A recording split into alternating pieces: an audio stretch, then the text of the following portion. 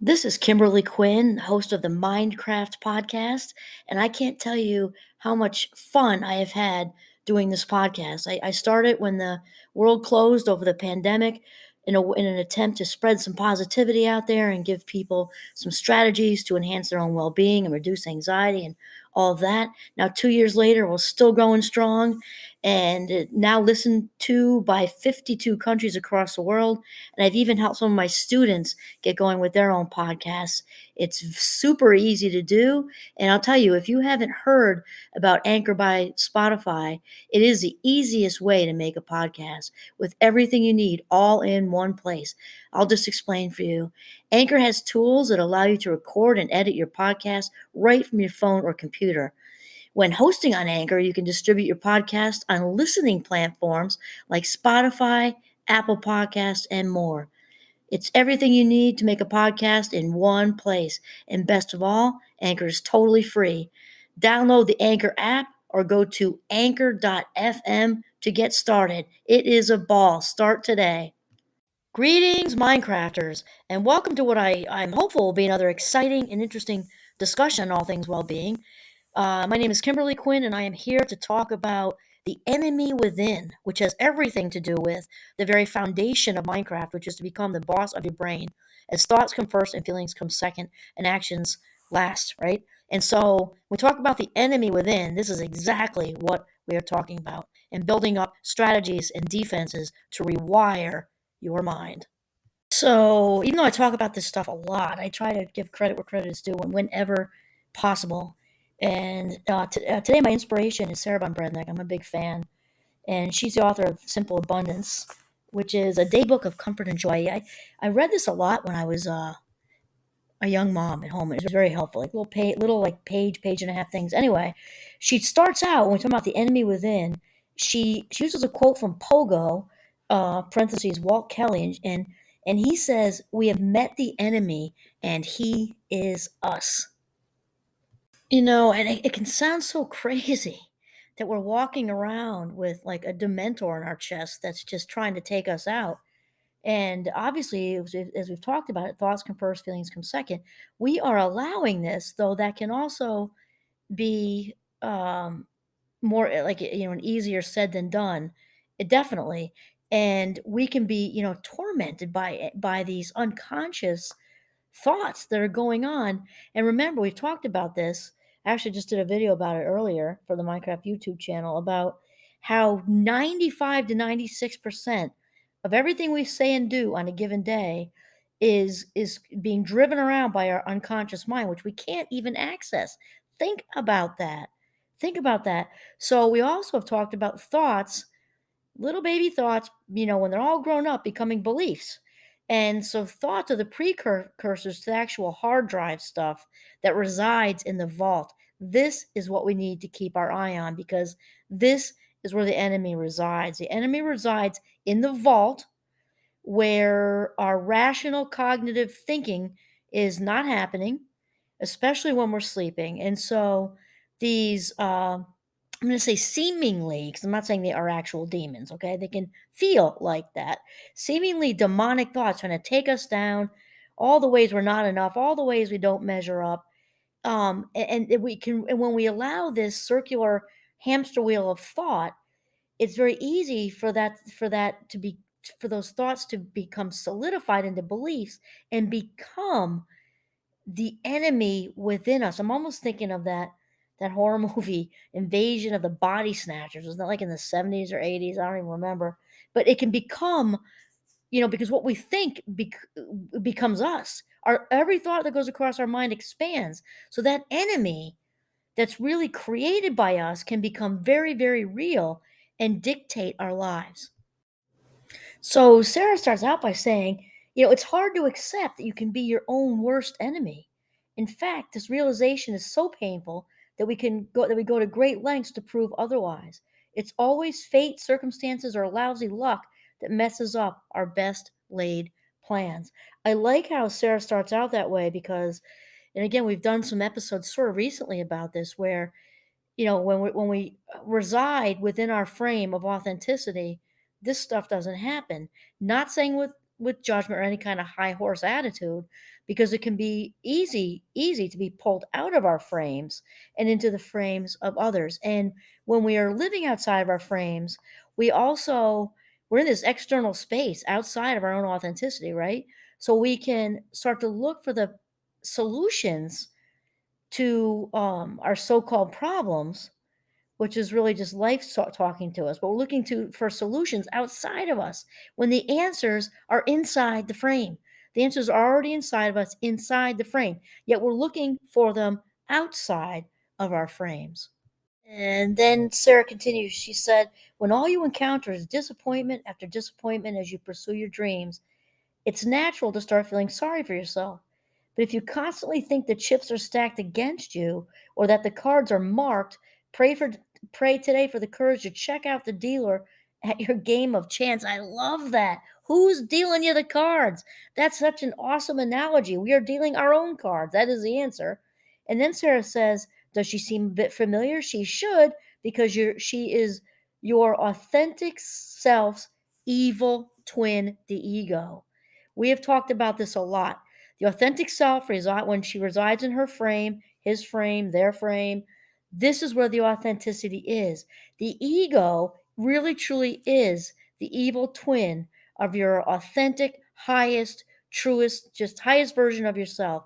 And the ego can be so freaking seductive because it lures us with these feel good, quick fixes like external approval when we rescue people and people please, a disease to please. And of course it feels good. It feels good to drink. Otherwise people wouldn't do it. And it's not different because when we have a soul hole that needs to be filled, a wound, anywhere on the spectrum of wounds, it can be like a little cut scrape to like a gaping, hemorrhage. We are trying to fill it with stuff that isn't lasting. And that is the ego. And it's why it's so freaking tempting because it's like an immediate um removal of that, like an immediate escape, immediate numbing's a little strong to use, but it would work with trauma actually. But in that we just don't want to feel it. And so it works in the short term, but the half life is the thing, is it in the end, it doesn't work at all because the ego isn't real. And that is just the deal. The authentic self, the authenticity we are basking in our frames is what's long lasting. And then Sarah continues with saying that the ego has everything to lose once your authentic self grows strong enough to act consciously on your behalf. Amen, sister. That is so true. Guiding your creative choices, decisions, ambitions, and actions for your highest good. What was standard operating procedure before, denial, sublimation, repression, is recognized what it is. Subtle, I'm going to inject this, not so subtle self abuse. When you become authentic, you become greater than you ever thought you could be. And this greatness allows you to heal yourself, your family, and the world. Your authentic self is your ego's worst nightmare. That is absolutely true. And the ego will do everything in its power to eliminate her rival's influence from your daily round. The way the ego goes about this is to bring out the heavy guns, fear and intimidation. Remember that this is how the ego works. The ego works and seduces us into its web by like Sarah said, intimidation, fear, and that's all the foundation for all the what if thinking. If you're a what if thinker, what if this, what if that, what if the promotion doesn't turn out, what if I don't ever find a partner, what if that's all the ego. The ego is also looking for constant reassurance in a relationship, so much so that it can become compulsive and even push somebody away. That's all the ego. Tell me I'm okay. Tell me I'm okay. Tell me I'm okay. Tell me I'm good enough. Tell me I'm lovable. Tell me I'm worthy. Tell me I'm okay. Tell me I'm okay. It makes me tired just saying it. And the kudos. Tell me, and, all the awards I'm seeking. No, again, we're not saying that it doesn't feel good for people to say nice things. Of course, it feels good to get awards, maybe at work or school or whatever. The difference is the authentic self living in her, his, or their frame does not go looking for it. This is the difference. Of course, it feels good when people are kind and say nice things and how well you did with the presentation or whatever, but we don't go looking for it because we're whole and complete without it. That is the whole point.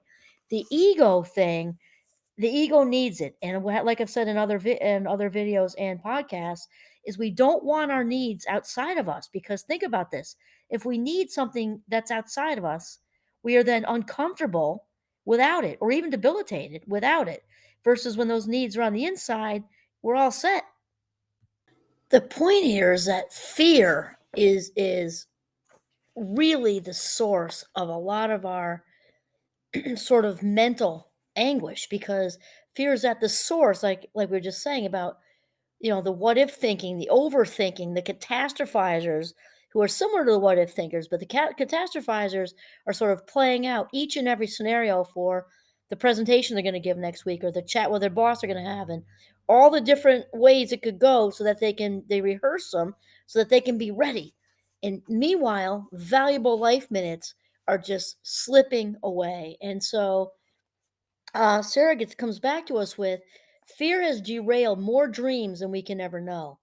Physical distress, a racing heart, pounding head, nervous stomach is the first assault when we edge to the perimeter of our comfort zone. It's a natural primordial instinct, a remnant of the fight or flight syndrome. I love that she has that, because the fight or flight syndrome is, of course, what we've talked about a lot in Minecraft, because this is the limbic system. It's not only fear headquarters, it's emotions in general headquarters located in the midbrain. And of course, it's the amygdala who is the culprit, which also keeps us alive. So you don't want to throw the baby out with the bathwater, per se.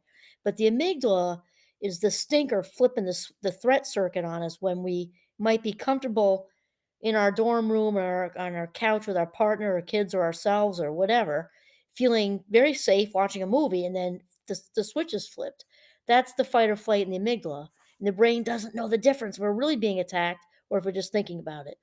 Okay, and then she continues with, but although it may feel excruciating making a telephone call, speaking up during a business meeting, or dropping off your portfolio with a prospective employer, is not the same as fighting off the charge of a woolly mammoth. And this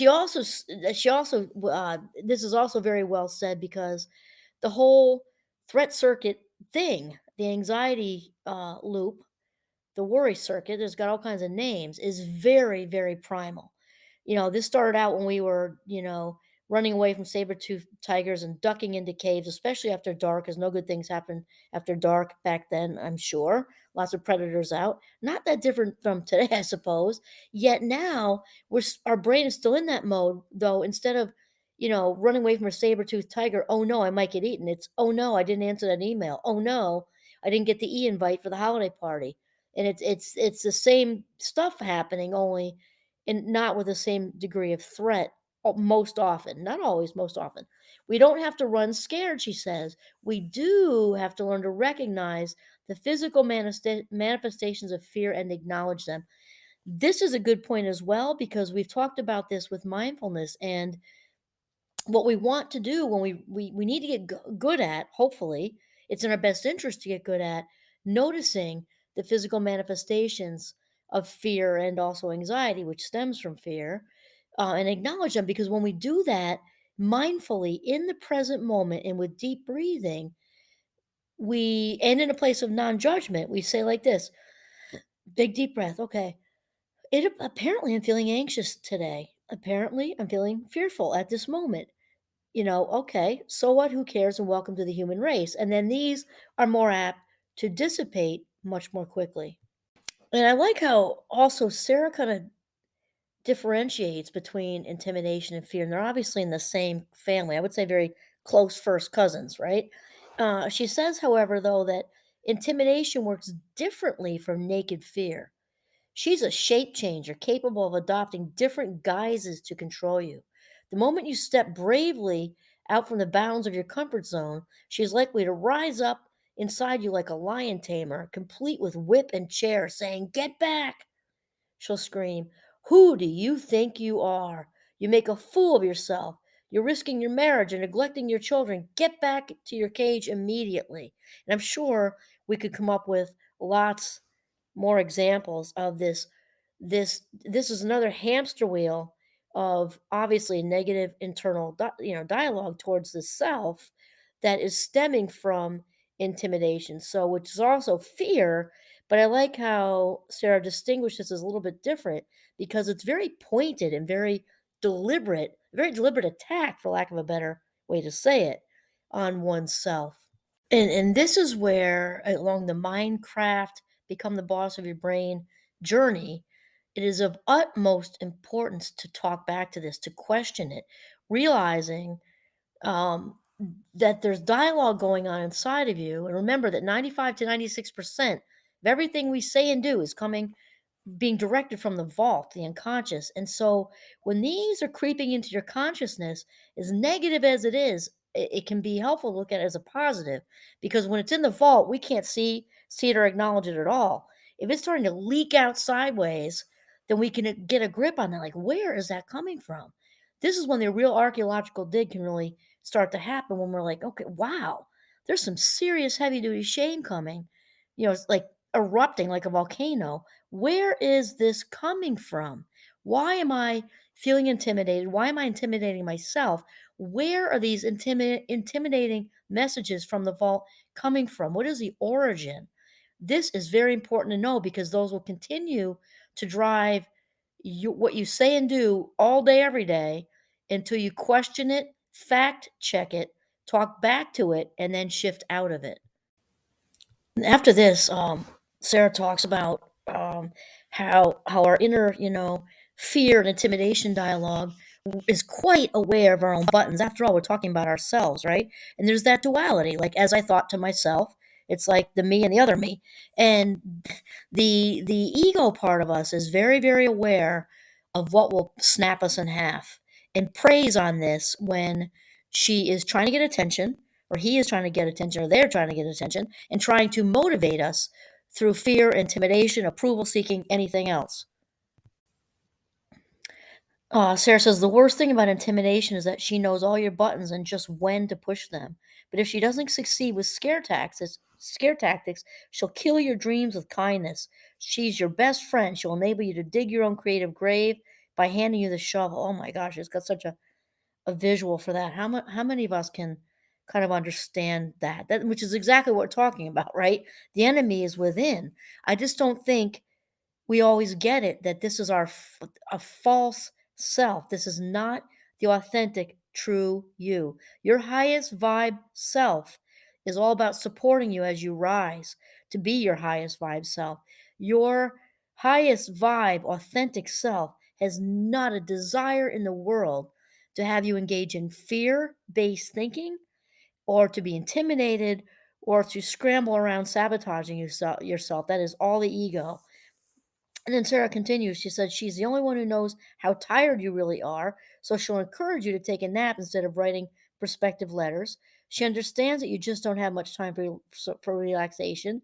So what's the harm of catching a soap opera in the early afternoon instead of working on your resume before the kids go home from school? Relax, she tells you. You've got plenty of time. If it doesn't get taken care of today, there's always tomorrow. So there's that procrastinator voice in us too. And she's absolutely right. Not that there isn't, obviously, there are exceptions, and there are times when we're not feeling well, or we're burnt out or overwhelmed. We actually need a break. But the rest of the time, which is the majority, that is the ego saying, mañana. Why don't you sit under a palm tree, metaphorically speaking, with, three pina coladas? It'll all happen without you. That's really not, we might want to hear that at times for sure, but that's not what we need to hear. And again, I'm not talking about the legitimate need for rest. I'm talking about how we can get in our own way, the enemy within, which is what we're talking about, which is also how we can really develop resistance to happiness. That's going to be a different podcast. When we just are on autopilot, listening to that manana voice, we can develop a resistance to happiness and our own success mindset. Then Sarah continues. She says, the next time you're physically sick at the thought of leaving your comfort zone, calmly reassure your conscious self that the feeling of fear is passing through you and will dissipate as long as you keep on moving forward. Similar to what we just said with the mindfulness piece, of acknowledging our discomfort from these thoughts, and not judging ourselves. That's very important. Not oh no, there goes my anxiety again. Oh no, why am I so afraid of, not oh no, just okay, I'm feeling anxious, I'm feeling fearful. Who cares? Let it go. And then she says, many actresses are so scared that they feel nauseous just before walking on stage, but they've learned how to transform fear into the creative energy of forward motion. They burst through to the other side of stage fright to applause. I love that analogy. So to wind up here, Sarah says, today, just begin observing your behavior pattern. And I like that she says that because we've talked about this awareness thing, right? We can't do what we don't know. However, once we become aware, we become responsible, which a very good friend of mine, Dr. Dave Landers, says all the time to me. We can't do what we don't know. Think of how basic and how true that is. You obviously walk around blind to something, you can't do it. However, once we become aware of our behavior patterns, it is then on us to start talking back to them and also if there's some wounds there to turn those wounds into wisdom. That's what we're talking about. So she says every a person, she says woman, I'm saying every person, even the megastars whose lives seem so glamorous, experiences ambivalence about success. One significant quality found in the people we admire that they have identified their personal patterns of self-sabotage. Identified their personal patterns of self-sabotage. That is the only way the cycle is going to stop. If we identify it and then we are able to intervene. And then she says, and then learn to let their own best friend, their authentic self, thank you very much, Sarah Von Brednick, your own authentic self, your best friend, outsmart. I'm going to say and over and also okay. She says outsmart the enemy within. I'm going to also say overpower because authentic power. There's nothing stopping you once you engage in that. So outsmart the enemy within, which is your ego, and empower your authentic self, and you can do it.